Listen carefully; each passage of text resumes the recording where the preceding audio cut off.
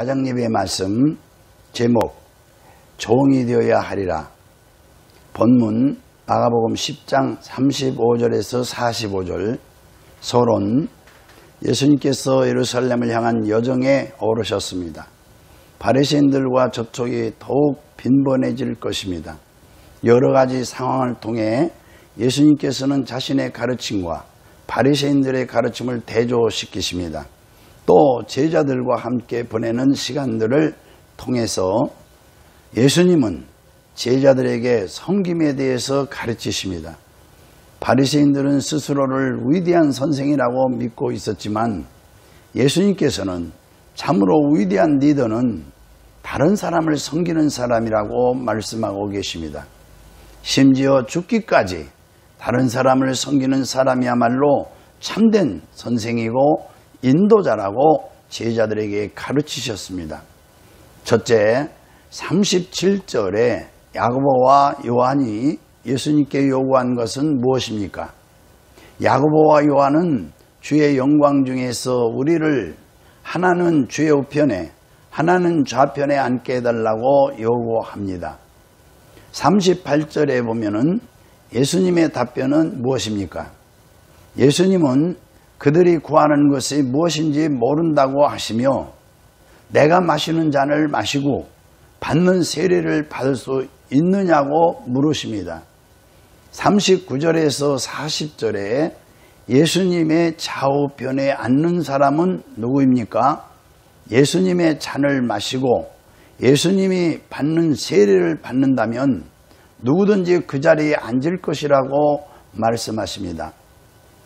세베대의 아들들은 야고보와 요한은 자신들의 요구가 무엇인지 꼭 들어달라고 예수님께 때를 썼습니다. 그들의 이 무리한 요구는 참으로 터무니없는 것이었습니다. 예수님께서 그들의 요구가 무엇인지 물으셨을 때 그들의 답변은 그들이 장차 올 메시아 왕국에서 가장 높은 지위를 차지하기 바란다는 것이었습니다. 이런 요청으로 보아 그들은 예수님께서 메시아가 되셔서 지상의 영광의 왕국을 건설하시고 왕으로 통치할 것이라는 유대인들의 일반적인 통념을 그대로 믿고 있었음이 분명합니다. 또한 예수님께서 이제 예루살렘으로 올라가시는 것이 분명하므로 곧 예수님께서 자신의 메시아적 영광을 그곳에서 나타내실 것이라고 생각했습니다. 이것을 보면은 그때까지도 제자들은 예수님의 순환과 예언을 제대로 이해하고 있지 못했음을 잘 알 수 있습니다. 그들의 이런 처사는 분명 잘못된 것입니다. 스스로를 위해 가장 높은 자리, 그리스도의 다음 자리를 구하는 그들의 심사는 조금도 그리스도의 가르침을 따르는 모습이라고 볼 수 없는 것입니다. 예수님은 그들이 자신이 무엇을 요구하는지 바로 알지 못하고 있다고 지적하셨습니다. 메시아 왕국에서 높은 지위와 특권을 얻는 길은 권력을 잡는 데 있지 않고 오히려 고난과 죽음을 통해 자신의 모든 권력을 포기하는 데 있습니다. 예수님께서는 그들에게 이런 사실을 잔과 세례라는 말로 설명합니다. 구약에서는 괴로움과 순환을 상징하는 말로 잔이라는 용어가 자주 쓰였습니다. 또한 세례는 넘치는 괴로움을 상징하는 말로 쓰이기도 한 것입니다. 두 번째, 42절에서 43절에 세상에서 큰 자와 하나님 나라에서 큰 자는 어떤 차이가 있습니까? 이방인의 집권자들이 그들의 임의로 주관하고 그 고관들이 그들에게 권세를 부리지만 하나님 나라에서는 크고자 하는 자는 섬기는 자가 돼야 하는 것입니다. 44절에 으뜸이 되려면 무엇이 되어야 됩니까? 으뜸이 되려면 모든 사람의 종이 되어야 하는 것입니다. 45절에 예수님이 오신 이유는 무엇입니까?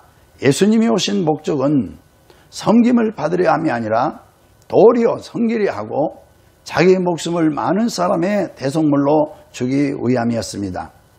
제자들 사이의 야심과 질투에 대해서 이미 예수님께서 책망하신 적이 있음에도 불구하고 아직도 제자들 가운데 이런 것들이 남아 있었습니다. 그래서 나머지 10 제자들은 야고보와 요한에 대한 분하게 여겼습니다. 그들의 분노는 아마도 그들 나름대로 그런 최고의 자리를 원했기 때문일 것입니다. 10 제자의 영적인 태도 역시 2 제자와 똑같았다고 볼 수 있는 것입니다.